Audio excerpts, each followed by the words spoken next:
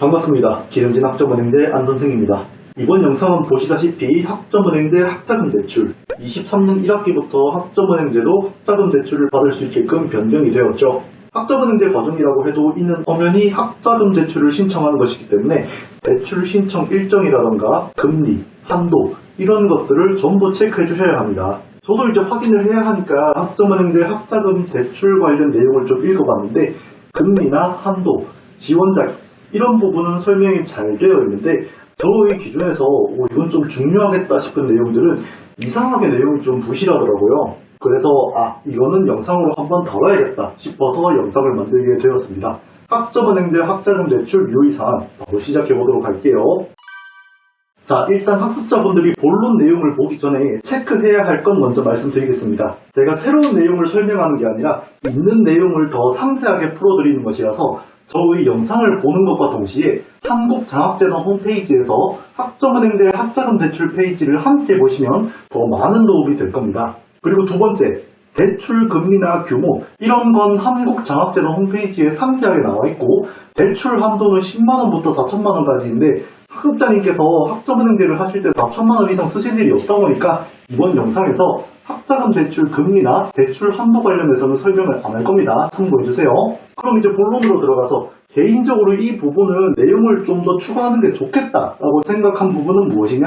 1번 대출 일정. 홈페이지를 보시면 23년 1학기를 기준으로 대출 일정이 1월 4일부터 4월 26일 18시까지라고 나와 있고 추가로 신청 및 심사 기간 등을 감안하여 마감일로부터 1주, 2주 전에는 신청을 권장한다라고 되어 있는데 학점은행제의 1학기는 5월 중순까지 받아줍니다. 종강일을 기준으로 학기가 결정되기 때문에 5월 초 중순 개강반으로 들어가셔도 1학기로 인정이 됩니다. 하지만 학자금 대출을 받고자 한다면 학점은행제 1학기 수업 신청 기간을 기준으로 맞추는 게 아닌 학자금 대출 일정을 기준으로 수업을 신청해 주셔야 하겠죠. 정말 당연한 내용이지만 대출 일정이 지난 이후에 23년 1학기 수업을 신청한다 하면은 그때는 학자금 대출이 불가능합니다. 23년 1학기 수업을 신청하고자 하는데 학자금 대출을 이용하고 싶다 하면은 학점은행제 1학기 신청 기간을 기준으로 맞추는 게 아니라 대출 일정에 맞춰서 수업을 신청하시는 게 원칙입니다. 꼭 체크해주세요. 그리고 이제 2번 대출 제한 대상자. 오늘 영상의 핵심 포인트라고 할 수 있겠네요. 홈페이지를 보시면 대출 제한 대상자 칸이 있고 여기에 중복 지원이라고 나와 있습니다. 상세 내용을 보시면 학자금 중복 지원자로 확인이 된 자라는 내용이 있어요. 이걸 제가 좀 더 풀어서 설명을 드릴 건데 일단 학자금 대출은 학기를 단위로 한 개의 교육기관에서 1회만 대출이 가능합니다. 이게 원칙이에요.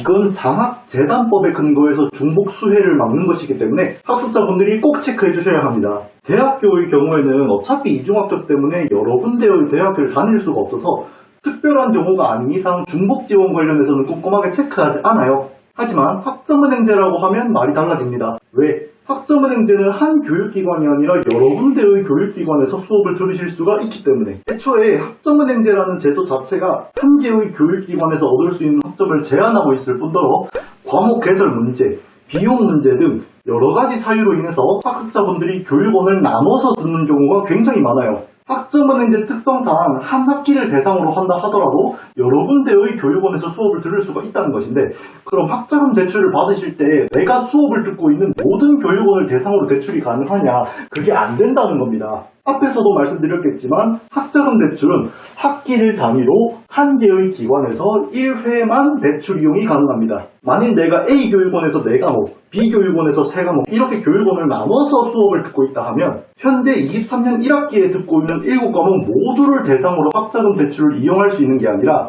두 군데의 교육기관 중 한 개의 기관만 학자금 대출을 신청할 수 있고 신청한 교육기관에서 듣고 있는 수업만 대출 이용이 가능하다는 것입니다. 그래서 학점은행제 학자금 대출을 이용하겠다 하면 일부 과목만 대출을 받아도 나는 상관없다. 이런 상황이 아닌 이상 대출을 받는 그 학기만큼은 한 군데의 기관에서만 수업을 듣는 걸 권장드리고 싶습니다. 자, 이제 3번 성적기준. 성적기준 보시면 신입생 및 장애인은 성적기준이 적용되지 않고 재학생의 경우 직전 학기 성적이 70점 이상인 자라고 기재가 되어 있죠. 그런데 학점은행제의 직전 학기라는 개념이 참 애매합니다. 이거를 학습자 등록 기준으로 해야 할지 아니면 수업을 듣고 있는 기관을 기준으로 해야 할지 잘 모르겠다 하시는 분들이 계시죠. 여기서 하나 짚고 넘어갈 건데, 직전 학기의 기준은 수업을 듣고 있는 기관을 기준으로 합니다. 학점은행제는 학습자 등록을 안 해도 수업을 듣는 게 가능하기 때문에 학습자 등록을 기준으로 신입생, 재학생을 구분하지는 않아요. 그럼 이제 교육기관을 기준으로 신입생, 재학생을 구분한다는 것인데, 이걸 이제 어떻게 구분하느냐, 이건 제가 예를 하나 들어서 설명을 드릴게요. 이번에 학점은행제를 처음 시작하신 분들은 그냥 신입생 기준으로 대출이 이용 가능하니까 패스하고, 문제는 이제 기존에 학점은행제를 하고 계셨던 분들이죠. 내가 A교육원에서 22년 2학기를 들었는데 23년 1학기는 내가 학자금 대출을 이용해서 수강료를 납입하고 싶어. 아까 제가 교육기관을 기준으로 신입생, 재학생이 구분된다 했잖아요. 여기서 이제 핵심 포인트는 23년 1학기를 어느 기관에서 듣냐 이겁니다. A교육원에서 22년 2학기 수업 들었다고 했잖아요. 근데 난 이제 23년 1학기도 A교육원에서 그대로 듣고 싶다 하면은 이때는 재학생으로 구분이 됩니다. 23년 1학기에 학자금 대출을 처음으로 이용하는 것이지만 기관을 기준으로 신입생, 재학생이 구분되기 때문에 지난 학기에 A교육원에서 진행한 22년 2학기 성적을 대상으로 성적 기준을 적용하게 됩니다. 그런데 만약에 나는 지난 학기 성적이 좀 안 좋은데, 또는 교육원을 한번 바꿔야 하는데, 이런 상황이야. 그러면 23년 1학기를 A교육원이 아닌 B교육원에서 들어도 상관이 없잖아요. 성적 기준은 교육기관을 대상으로 적용한다 했죠.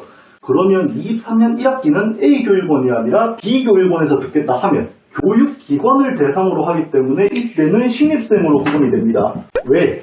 B교육원을 기준으로 나는 지난 학기의 성적을 보유하고 있지 않기 때문에. 정리를 해보면 성적 기준의 경우 대출 이용을 하는 학기를 대상으로 하고 어느 기관에서 수업을 듣는가를 기준으로 성적 기준을 적용합니다. 23년 1학기에 학자금 대출을 이용할 건데 전에 수업을 들었던 교육원에서 대출을 이용한다 하면은 이전 학기 성적을 적용하고, 아예 처음 듣는 기관에서 학자금 대출을 이용한다 하면 그 학생은 신입생 기준으로 성적 기준을 적용합니다. 이것도 중요하니까 꼭 체크해 주세요. 네, 제가 오늘 준비한 영상은 여기까지고요. 이게 아무래도 올해 1학기에 처음 도입된 것이다 보니까 궁금하신 부분도 적지 않을 거고, 학습자님 본인의 상황에서 추가로 알고 싶은 부분도 있을 것이라고 생각됩니다. 학점은행제 학자금 대출 관련해서 궁금하신 부분이 있다면 언제든 댓글 남겨주시고, 별도로 상담이 필요하다 하시면 영상 더보기란에 있는 오픈 카톡 및 메일 문의 이용해 주시길 바랍니다. 영상 시청해 주셔서 감사합니다. 저는 다음에 더 좋은 주제로 여러분들을 찾아뵙도록 하겠습니다. 지금까지 기동진 학점은행제 안선생이었습니다.